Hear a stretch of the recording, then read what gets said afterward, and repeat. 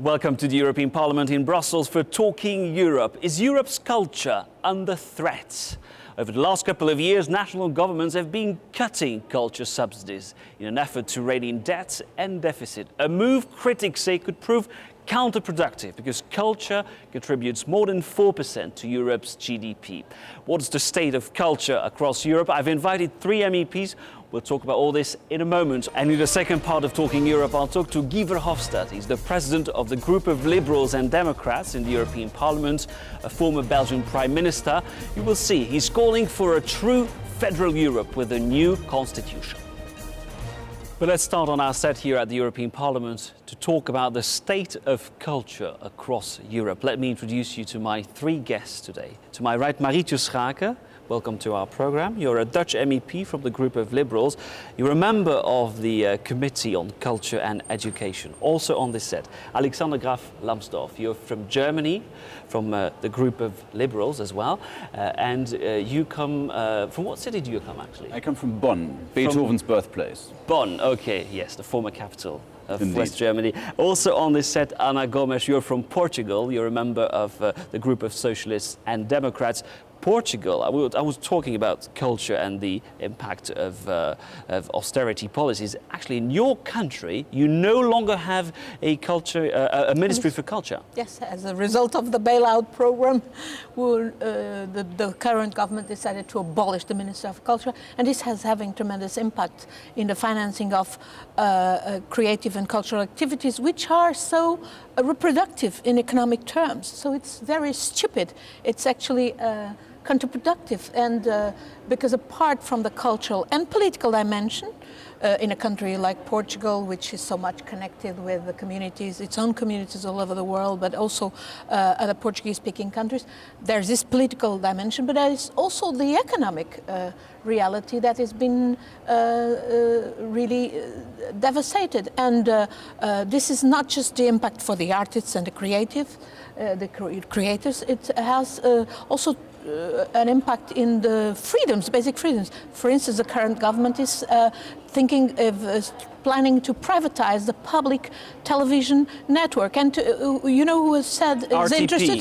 RTP, to an Angolan economic group linked to the power in Angola. It's like the BBC being privatized to an economic group linked to Mugabe. Right.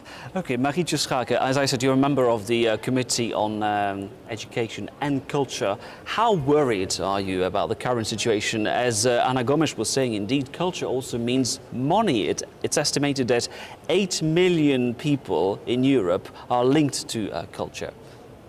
Well, culture is important in many ways. It's very difficult to place a price tag on the value of culture. And I think we should also be careful to try to calculate what it costs and what the economic benefits are, as the benefits are also intangible, but culture and expression and creativity are part of open societies. But of course we also know that beyond the direct investment in the intrinsic value of culture, culture and creativity have economic value. Tourists from all over the world come to Europe not to see our industry, but to see the art, to taste the different cuisines, to visit our old and beautiful cities or the landscapes that we find that are so diverse. So this is related to tourism, it's related to the interesting climate and innovation that companies will find as a result of creativity in the hubs that we know, design, innovation in those terms. So I think it's very difficult to place a price tag on it, but we do have to realize that culture is still only a very small part of the EU budget. So even the closing down of the ministry may not have even rendered that many savings, but probably has a lot of costs.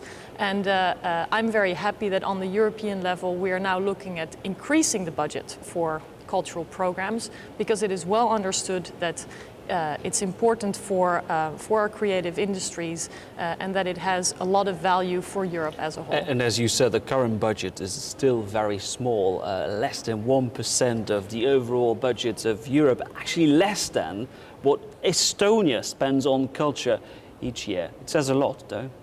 Well, it does say a lot, but it also says something that I believe is important to understand for many countries. And I come from a very federal country, Germany. culture is a bottom-up process. The everyday culture in our cities, in our communes, in our Länder in the German case, the provinces and perhaps in other countries, that is where everyday life takes place. That is where you have art associations, where you have galleries, where you have museums, where you have the support for this. So I would not think of the financing of culture, and I agree with Marietje that you cannot just simply put a price tag on it. But when it comes to subsidizing culture, to think of this as a top-down approach, I think doesn't do it justice. In Germany, for example, we've never had a cultural ministry to begin with at the federal level. We only have them at the local level. We have cultural people who interact and who give out subsidies. But Germany is a This means you have decentralized many, state. Alex. Now, promoting Europe's culture is, of course, one of the core priorities of the European Union. Marseille becomes this weekend the cultural capital of Europe. It's very important for Marseille. They hope to attract more than 2 million visitors. You know that in Portugal as well. Yeah. We just had last year, 2012, Guimarães, the birthplace of Portugal, being the European capital of culture. And it was fantastic. It provided an incredible urban regeneration, massive popular participation in all sorts of cultural events. Factories were there in this, abandoned, converted into museum and live museum creative spaces. And I believe in a place like Marseille, with the tremendous cultural and political and heritage diversity, with all the communities, French, but also from the Arab world, it is an extraordinary opportunity to make culture have also not just the economic, but also the political impact of working for against the clash of civilizations, for the alliance of civilizations, for a better understanding politically as well. There are other examples of deprived areas which have been regenerated, as you said. I'm thinking of Bilbao in Spain, with the Guggenheim Museum attracting more than 1 million visitors each year. It was a gamble at the beginning, but it worked.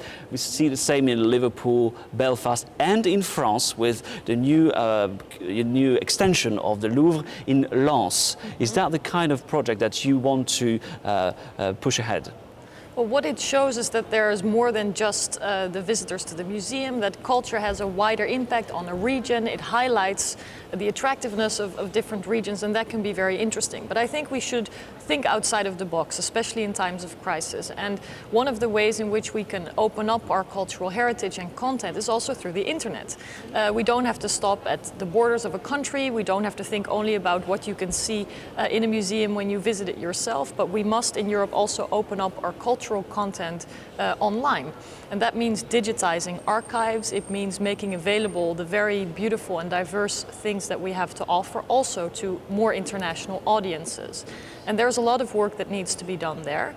And we also need to reform the way in which the intellectual property rights are organized now, because a lot of the works that we have and that are beautiful and very attractive in Europe are hidden and closed up in dusty archives outside of the public view. So let's think outside of the box, look for opportunities in which culture can be of value to people in their development, but also how it can be of value for attracting people to come to Europe. But in times of austerity, we seem to all agree that culture is important. Culture is part of Europe, is a very significant part of its identity. But in times of austerity, we heard the example of Portugal. In Spain, they're cutting the cultural subsidies by 30%. How can you save this heritage? Well, I mean, maintaining the heritage of Europe is very important. I think we all agree with that. However, it is absolutely clear and completely self-evident, I believe, that in times of crisis, when everybody has to save money, the cultural sector cannot escape these cuts.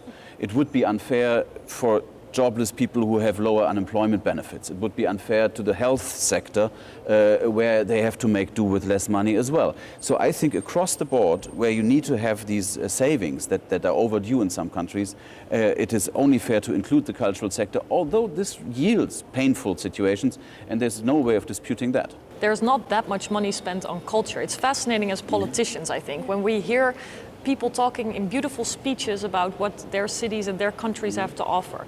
In speech lines, culture is represented. In budget lines, it's underrepresented. And moreover, this is actually an area that can create jobs, which is the most important concern for our citizens, and that can be very reproductive in terms of the economy. It is estimated that now about 8 million European citizens work in culture. This can dramatically increase with the use of the digital platforms, and also it represents something like 4.5 of the European GDP. So this is economically important. And it's a sector that you can't outsource. Besides, like we many need to have other our sectors. governments be smart and not allow, for instance, American big companies like Google and Amazon and the Hollywood to come here to benefit from tax exemptions outrageously, actually make them pay tax and put that money at the service of promoting culture. Well, and I guess the sector has to be creative in saving money too. I mean, not just creative in the content, but really working together.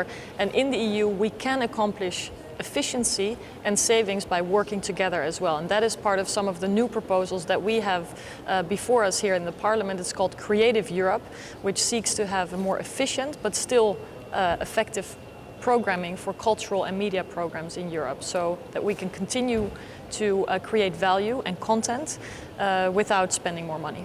Think outside the box, as you said earlier. Now, I'd like us to watch our first report here. It's coming from Spain, and you'll be interested to watch it.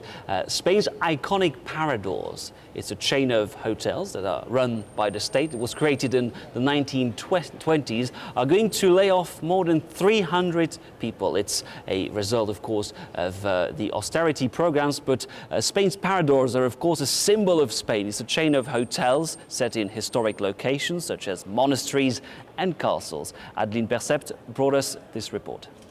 Alcañiz Castle in northeast Spain is one of a number of intriguing hotels called Paradors. These historical buildings, transformed into luxury hotels, are run by a public company.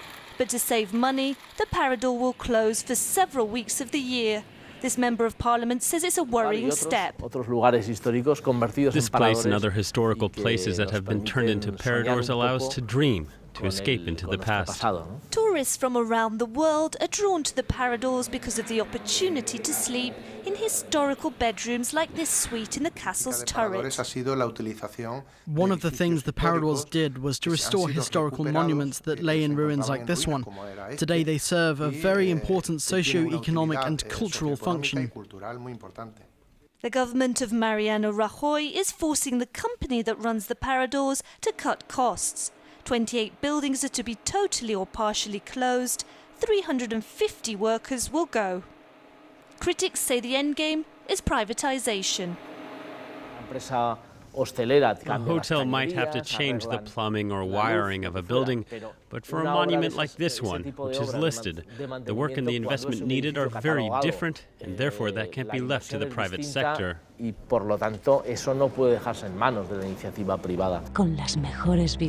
Paradors across Spain might be part of the country's cultural heritage, but they need to be restructured, says management. The company has debts of 110 million euros.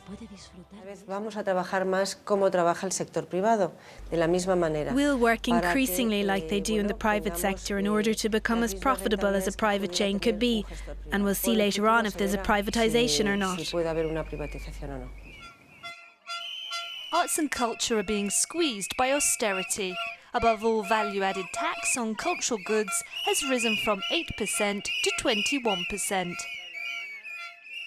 Ana Gomes, before the program, you told me you stayed in one of those Paradors, and you have the same scheme in Portugal, Yeah, the right? Pousadas network. How worried are you? I'm very worried. Actually, this is already happening with the commercial, in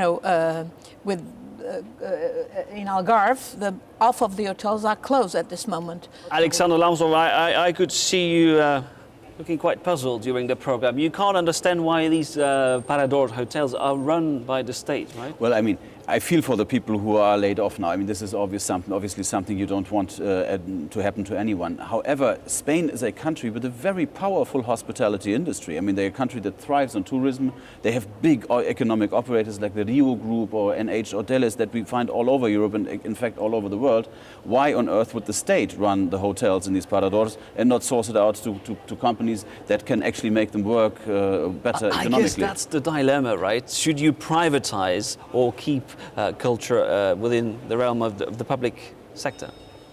Well, it can be a combination of both. And just to offer another perspective, a lot of these historic sites are in the middle of landscapes and old rural areas. And in Europe, we do have a lot of budgets that can be cut from agricultural subsidies. And one of the ways in which farmers can find a new way of earning a living is to work in the hospitality industry or to be a part of this cultural heritage.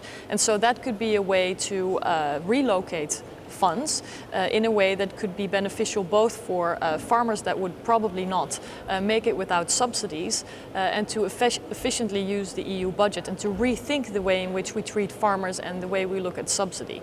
So I don't think that the states or the government should get too involved in saying what is valuable in culture or in creating content, but should rather facilitate and allow people to express themselves freely and creatively in the most open way. But we do have to recognize that culture as well as education are an integral part of open societies, which we are in Europe. Do not forget that the role played by the state is very important to ensure pluralism, freedom.